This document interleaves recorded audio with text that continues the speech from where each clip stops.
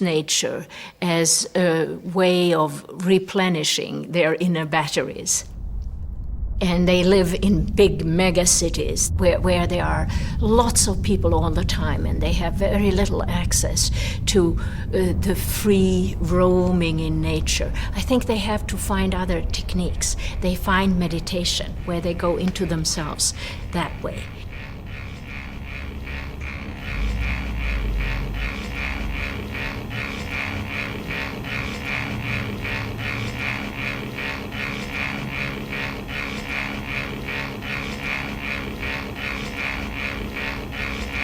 It's just so relaxing. You ought to try one of these.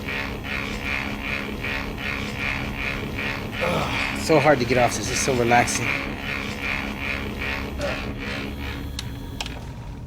And this is one of my biggest gadgets here that I really love it. It makes me feel real good. It's a steam room. Let me turn on the lights that I put back here on. These are broad spectrum lights. They simulate the sunshine. See, and I turn on my music right here. I sit down ready to get myself nice steam to relax. And I just lay back and the steam will come up and it'll fog up. It'll get real warm in here. I'll sweat into just all your impurities with the eucalyptus and lavender essential oil I have in here. And I just think about being in a forest and you have the wind blowing through the trees. You're next to a brook. I could hear birds chirping and crows crowing. You might hear wildlife walking through the leaves, and might be some deer. Just a nice, relaxed.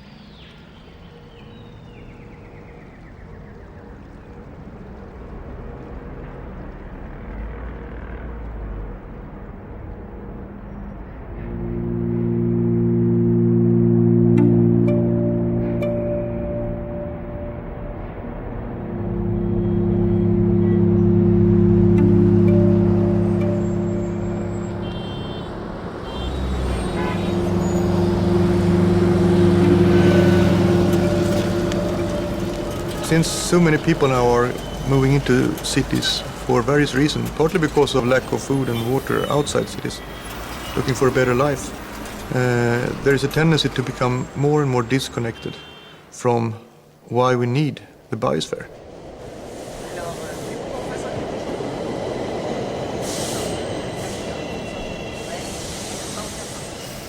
We are becoming more and more of ecological illiterates about those key processes on which we depend for our own well-being. Actually, we've gone so far that we almost believe that we are independent of the biosphere. That the whole biosphere and the environment that we live in is just a matter of whether we like it or not. And I think that's a very tragic view for the future.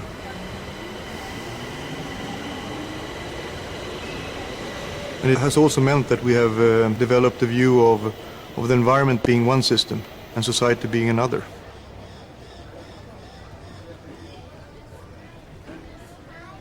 And then we talk about environmental issues as being something that we should care for the environment for the sake of the environment. But in my view, that's the wrong cut. The right cut is really to say that we are part of the biosphere, we're depending on it.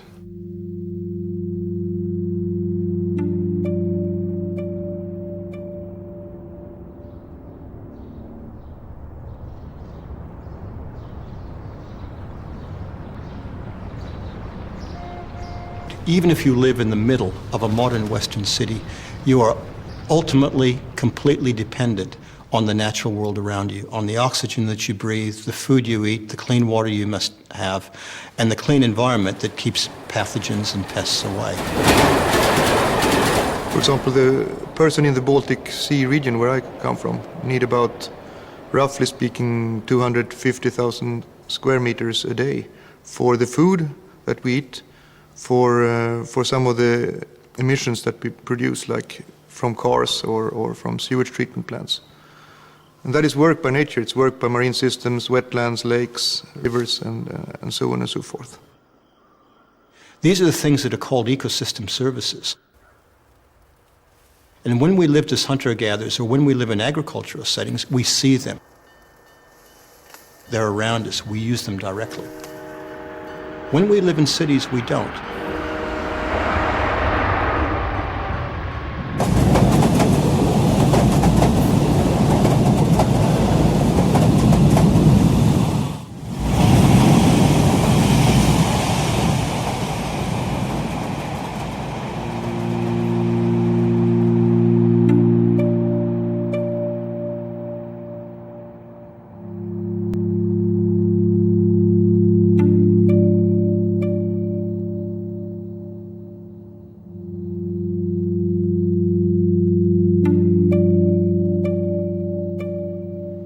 Actually, the other day, it was crazy. I was walking to class and there was some kind of hawk or a kite,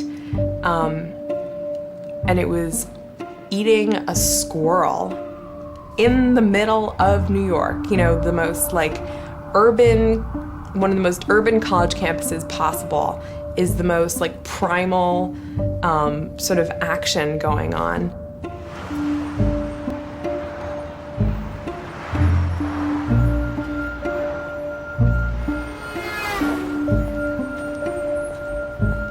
It's sort of funny, like I feel like I have a very, it's like this, I like nature, I like animals, but I also feel like they belong where they belong, and like we belong where we belong.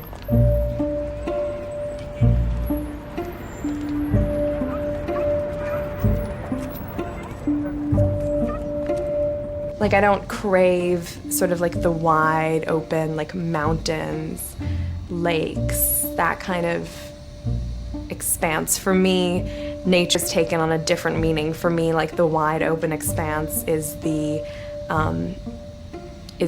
divide, you know, like Broadway, when it's the divide between Fifth Avenue and Broadway, and there's this big, you know, the avenues, both avenues combine, and it's very, very broad, and you can just see like straight down both the avenues for quite a distance. And that becomes a whole different like expanse of nature.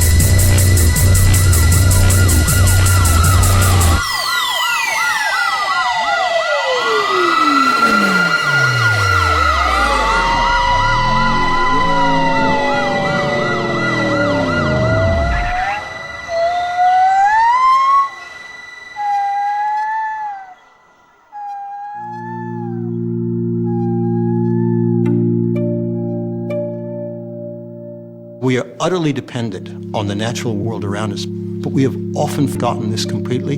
We've forgotten it in our economic systems, we've forgotten it in our lifestyles, and this, in fact, may be one of the big reasons that we're changing the planetary environment without even realizing it.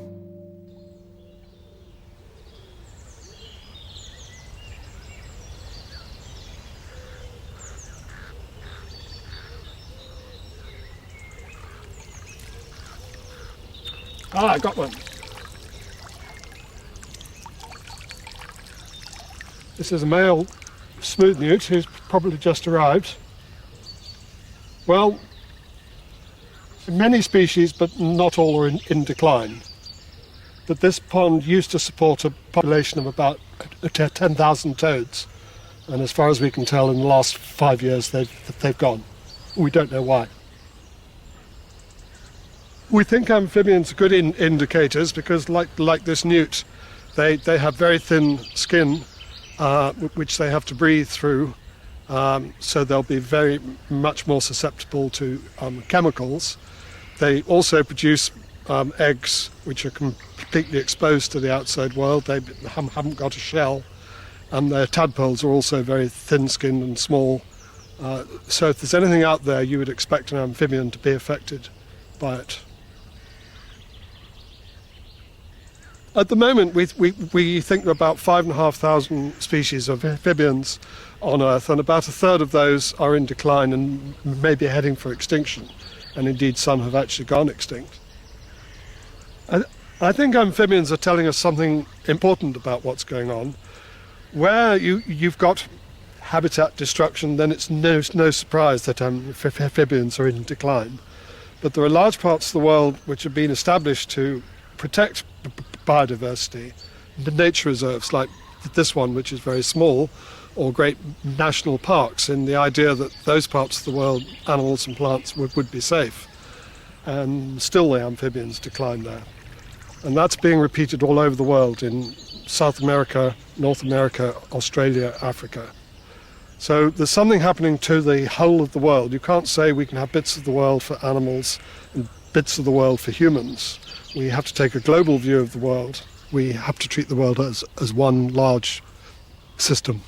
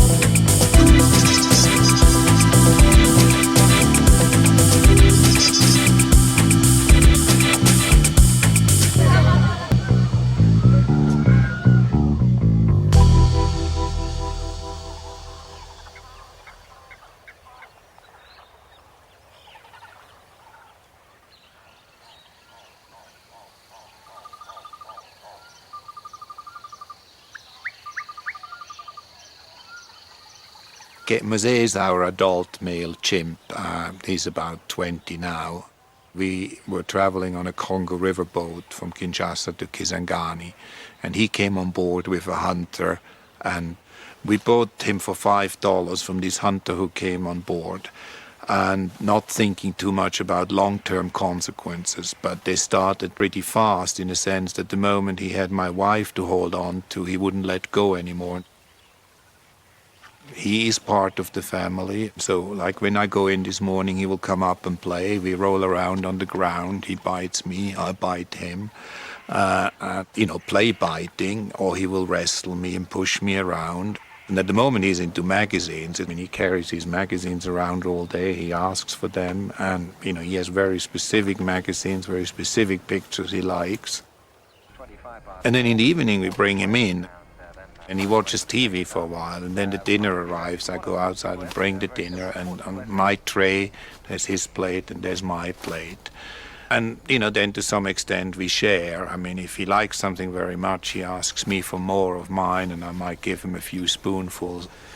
We believe he has the same emotions as most humans do, and he has, for the last 10 years, been a daily reminder almost why I'm still in this business, in a sense that if we cannot do anything for these creatures, which have all these same emotions, then what can we do for the butterflies or the pangolins or all these things down the line from the chimps? So he has been a constant reminder for me, and as such, a big motivator.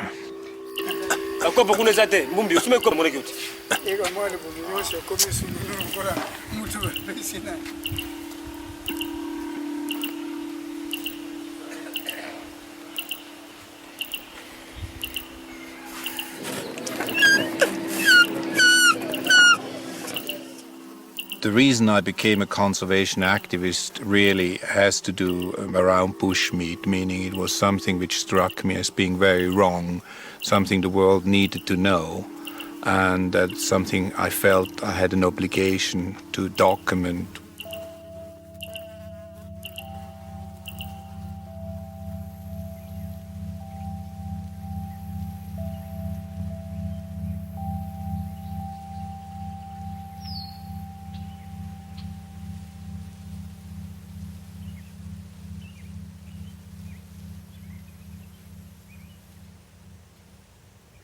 If we cannot protect a gorilla, which we all feel strongly about, which we know is our, the chimp certainly is our closest animal relative, if we cannot protect them, what can we protect?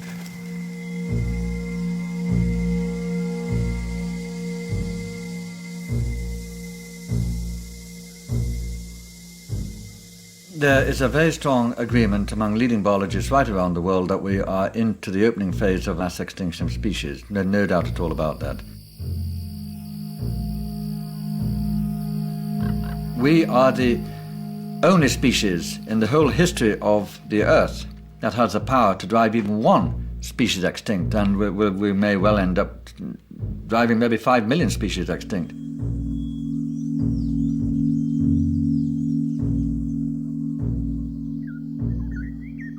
Species have always gone extinct. We no longer have the dinosaurs. But the rate at which species are going extinct now is 1,000 times greater than it would have been under natural circumstances.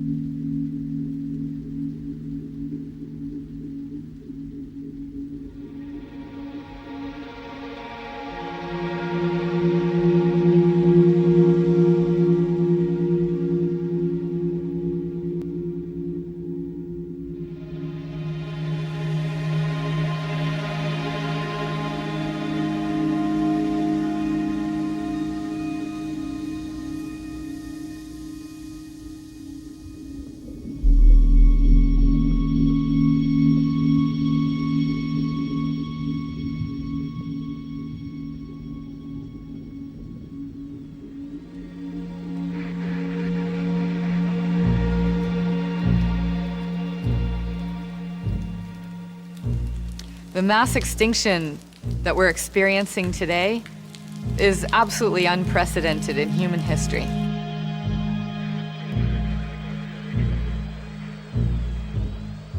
Humanity came onto the scene as a major force when Earth's diversity of life was at the highest ever in its entire history, and we're now wiping it out to the lowest point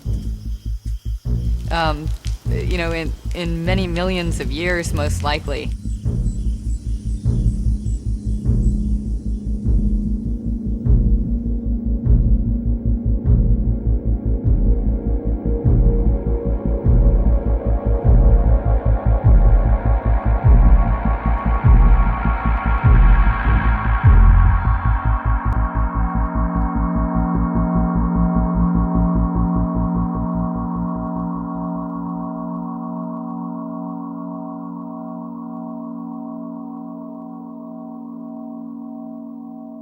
You don't just destroy a species one by one. What happens is you destroy a forest or a wetland or a lake or even an ocean. All of that habitat destruction is the single major cause of extinction.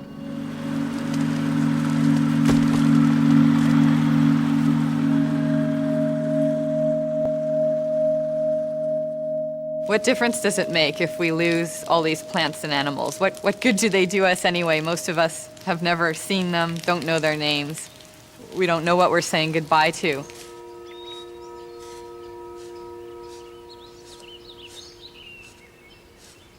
La pérdida de una especie, ¿no? Significa, digamos que es como un eslabón, ¿no? Un eslabón que falta en esa cadena y esa cadena se desmorona, funciona ya de otra manera. Si resulta, claro, la pérdida, probablemente hay una serie de adaptaciones en ese ecosistema para evitar que esa pérdida tenga un factor muy negativo en todo el funcionamiento, ¿no? Pero cuando hay muchas pérdidas, todo se empieza a descabalgar, ¿no? Digamos que las actividades que producen problemas en uno y otro de los eslabones o de las cadenas, llega un momento en que son muy difíciles de reparar de una forma natural, ¿no? Desgraciadamente sabemos desequilibrar, ¿no? Pero equilibrar es una cosa muy compleja, que ha llevado miles y miles de años, ¿no? Nosotros no somos capaces. Luego, cuando se dice siempre eso de, bueno, pues ya los traeremos de otras poblaciones o ya volveremos a reforestar, eso no es tan fácil, no es tan fácil. Esos animales o esas plantas están ahí después de un proceso de selección extraordinario que ha durado muchos miles de años. Y están ahí por algo, porque el medio así lo ha determinado.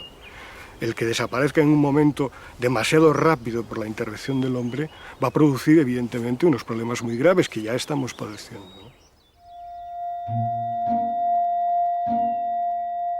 This mass extinction underway right now amounts to a biotic holocaust, not only because of the sheer numbers of species that we are driving extinct, but because of the impoverishment for the planetary ecosystem that arises from this mass extinction.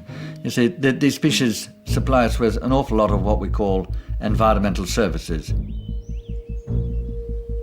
There are a whole series of services which are provided by nature, that we're utterly dependent upon, that are not factored into economic equations, yet are exceptionally important. Indeed, they're essential. Life could not exist without them.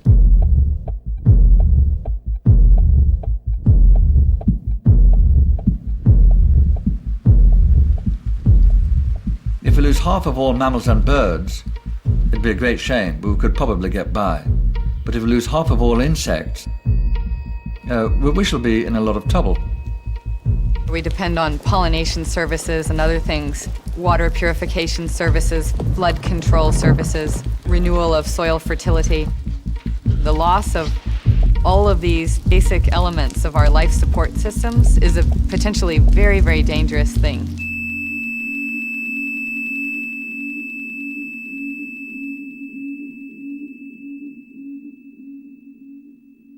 In the past, we lived in a relatively empty world where all of these ecosystem services were available in abundance. And so it didn't make sense in that context to spend too much effort worrying about them. That situation has changed dramatically. Now we live in a more full world, and we're beginning to have an impact on those services and their production. The conventional economic view has been that ecosystems and their services are luxury goods. These are something that, yes, they're nice, they're pretty, we can, if we can afford it, that would be good to conserve nature. But if we can't afford it, then okay, it's a luxury good. I think nothing could be further from the truth.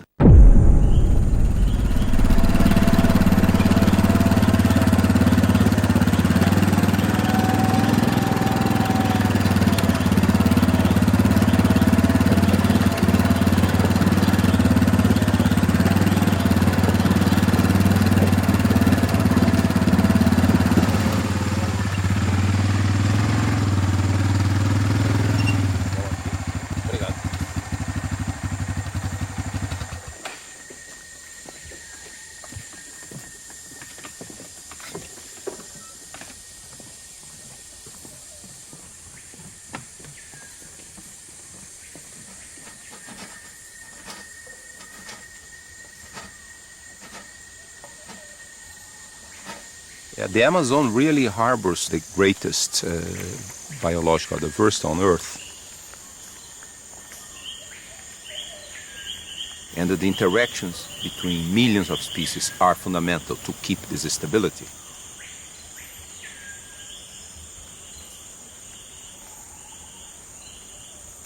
The tropical forests of the world, in particular the Amazon being the largest tropical forest, are important in producing chemical species. For instance, the radical OH, which is the cleansing factor for the planetary atmosphere, for all of the atmosphere. So the plants produce chemicals, and those species, through very complex photochemical reactions, release this radical OH, which will participate in the photochemistry of all the tropical atmosphere and even outside of the tropics, keeping the atmosphere very clean. And clean atmosphere means healthy atmosphere as well, unpolluted atmosphere. So there are many ways of looking how important the Amazon is for the planetary machinery.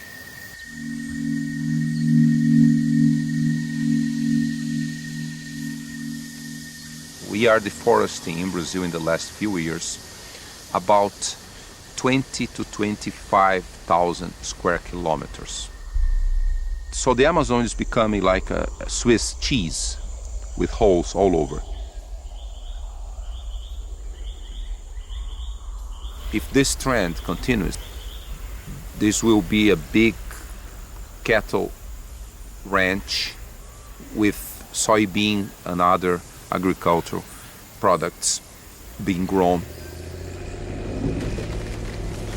It's really very dramatic to think that perhaps less than 100 years from now we might have 20% remaining forests, and we have to say 20% of remaining animals, not to mention that a very large fraction of those animals will vanish because the forest will also become very fragmented, very unable to sustain large populations of many animals. I don't think many people are aware of the seriousness, what we could be making to the planet.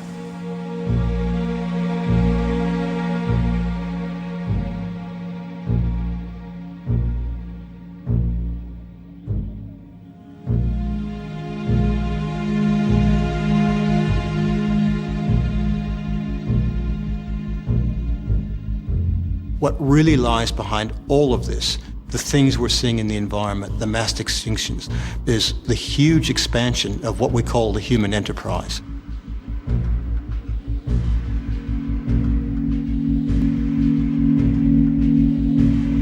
We have converted over half of the Earth's land surface into a new form. From forest to croplands, from grasslands to croplands, and so on.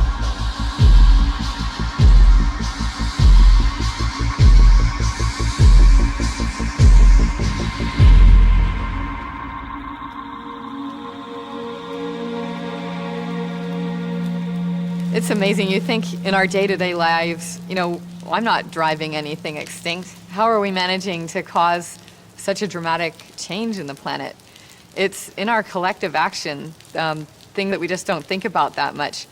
But food production is probably our most important activity, and we use huge tracts of land to grow our food, and we're expanding the area under cultivation each year, having massive impacts.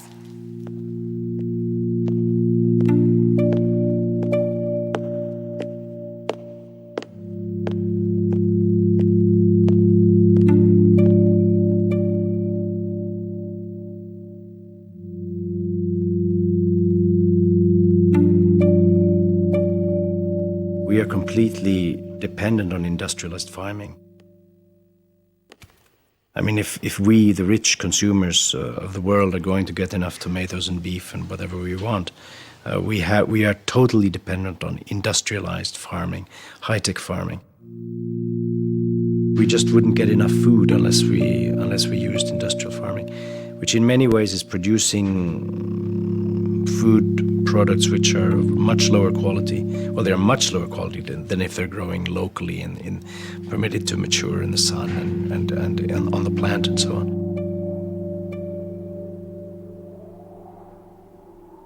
The key features of industrial farming, intensive agriculture, are the artificial fertilization of crops, force feeding really, using nitrogen fertilizer, which then produces rapid growth but gives vulnerability to attack by pests and diseases, and also produces, when crops are grown in a long succession, weed problems. Now, to deal with those problems, you need pesticides, fungicides, herbicides. This time-lapse photography shows in a few moments the gradual killing of a common weed over a 15-day period after spraying with 2,4-D weed killer, causing gradual but certain death.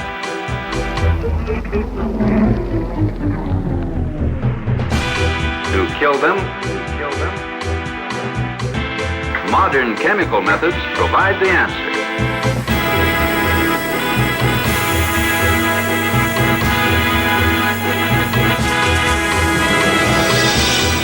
Vegetation control kills all. By the end of the century, we are promised a dazzling new world. A world in which man will be in control of his environment.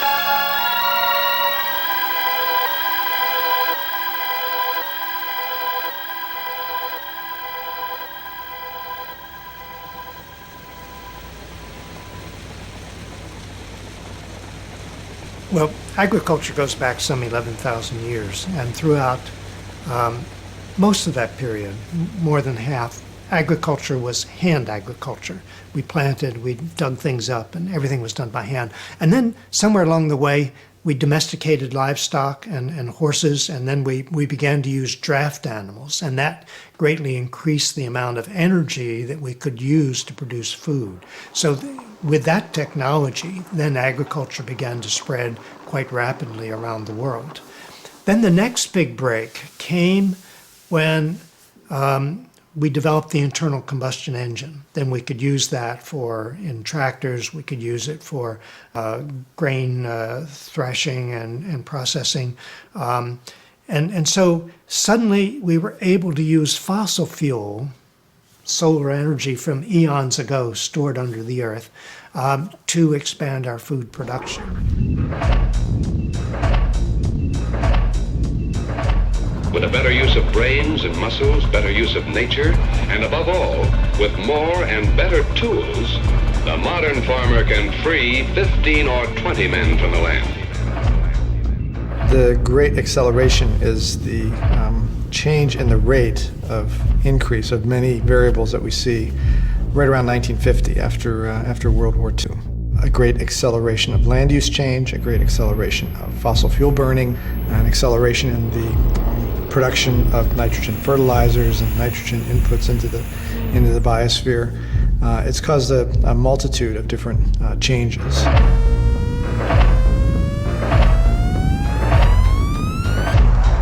The globalization of the economy and the culture, for that matter, I think is a primary concern. That this great acceleration has allowed to happen, this globalization. So all of the world's economies are now interconnected with each other.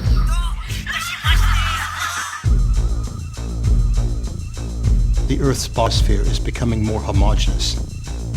We only grow a few different types of foods to provide the bulk of sustenance for humans.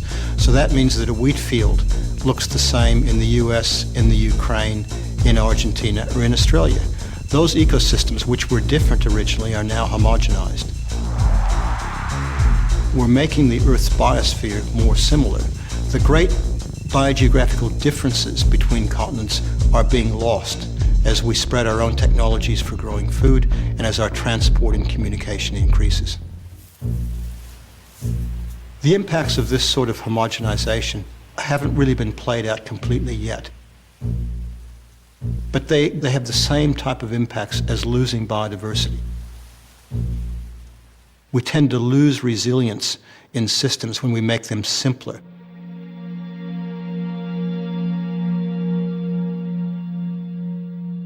if we are transforming the surface of the planet into monocultures.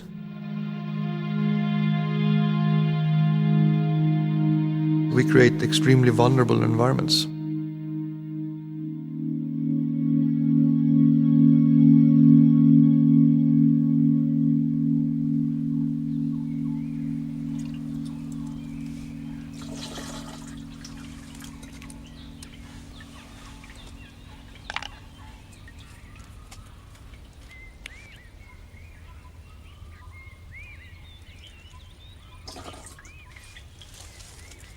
ज्यावेळेस रासायनिक खत निघालं होतं त्यावेळेस जी ज्वारी आम्ही 2 पोते पिकवायचो, म्हणजे कापूस जे 1 क्विंटल पिकायचा आम्हाला, तो कापूस आम्ही 10 क्विंटलपर्यंत पिकवत होतो.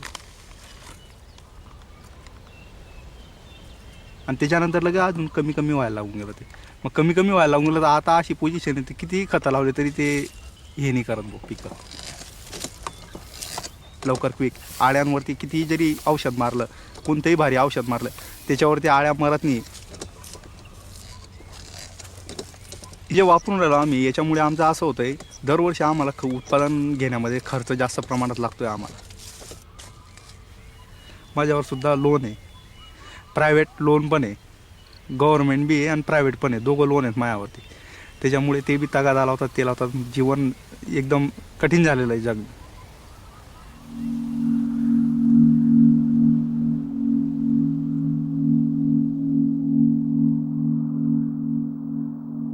Half of the world's people, 3 billion people around the planet, live on less than $2 a day.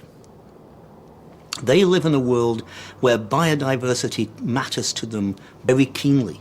They depend upon the services nature provides. It's ensuring that these people, the poorest, the most vulnerable people on the planet, have the right kind of options so that they can have access to the things that make life better for them, the things that protect their natural environment. That's the issue here. For people who think the world is getting better, go and live in a small village in Madagascar or Zambia or remote parts of the Amazon. You'd have a different perspective of human progress. Can you believe there's maybe 200 million people in the tropical forest zone who have no land in traditional farming areas, they have no jobs. Their big need is to get supper on the table, no more than that.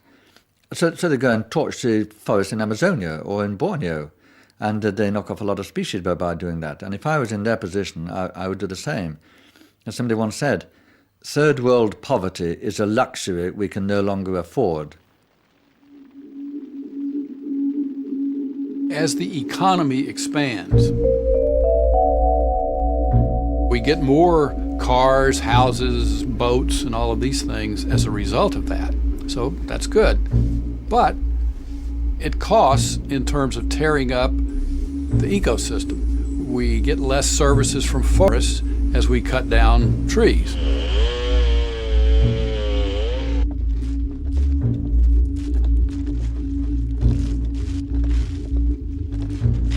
The difference between sustainable and unsustainable growth, well, a typical example would be, let's say, the Aral Sea. Here you had a form of economic development focusing on cotton production, which totally destroyed the environment and ultimately also the cotton production, and is now producing a total desert, a poison desert, which is filled with pesticides and DDT and so on.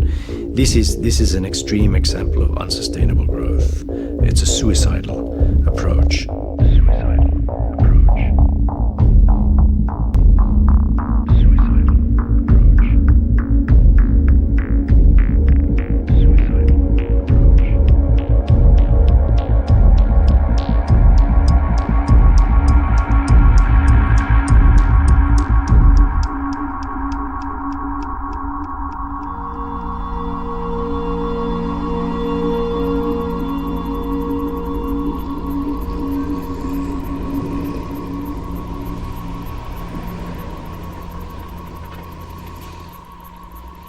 The tragedy that's taking place at the Dead Sea is that the Dead Sea is disappearing. In the last 50 years, we've lost 1/3 of the surface area of the Dead Sea. We've diverted the water primarily for agriculture in the belief that they could turn what is a desert into a breadbasket.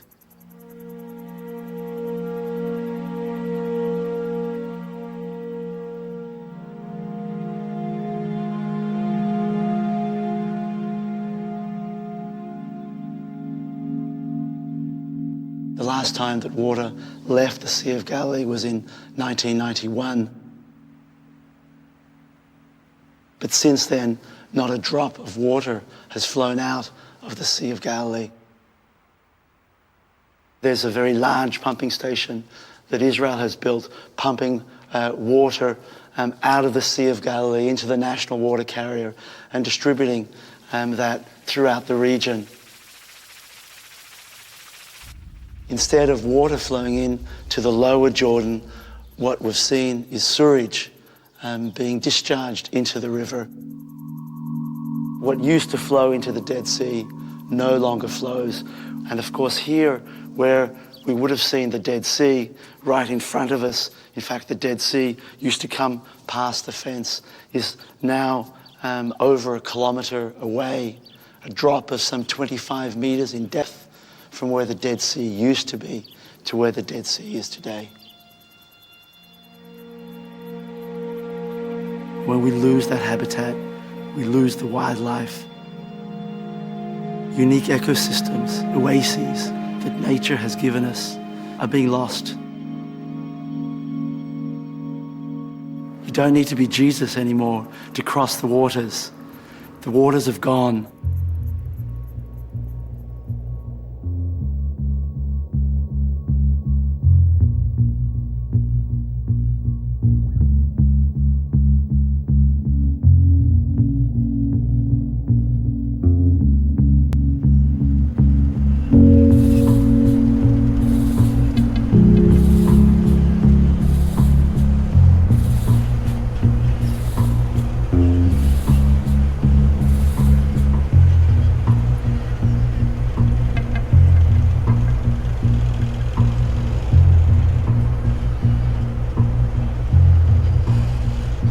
When you consider what's happening to our environment, how we're eating into the capital of the earth, if you like, how we're using ecosystem services without valuing them properly, we are in fact affecting the services that we depend upon for our life support system. We don't know the number and the interplay between species, millions of species, what that really contributes to the resilience, stability of their system. We don't know which specific species or groups of species are the really important ones, or how many species we can lose before we have a big change in the functioning of the planet. So until we really understand how ecosystems play together to make the whole system function, it would be exceedingly dangerous to identify organisms that we say, well, gee, that's not important. Consider this. If you're going to climb in an airplane, and you look around and you look out the window and look at the side of your airplane, you see a lot of rivets in there.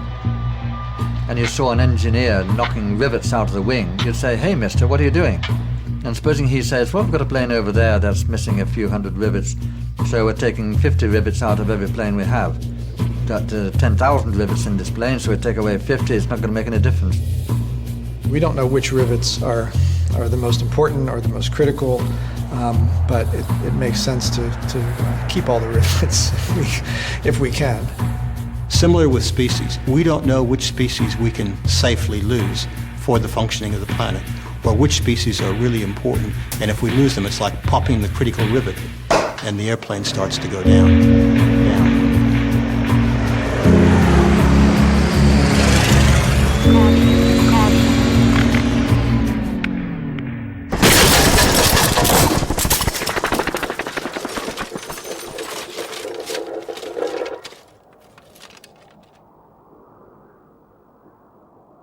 If current trends continue, even if the existing reserve network were expanded well beyond what anyone thinks is economically or politically feasible, it's unlikely that we would protect more than maybe 10% of the life forms that we share the planet and maybe the whole universe with today.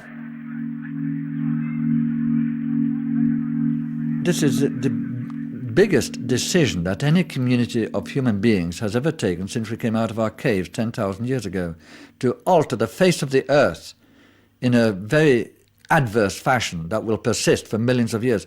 That is a decision almost as big as all the decisions of whatever sort that have ever been taken throughout all of human history. This raises questions that are far too big for my head to get around, and that's the main reason why I think we should pause and say, do we really know what we're doing? And we'd have to answer, no, we don't know what we're doing, but we're moving ahead as if we know totally the meaning of what we're doing, and we don't.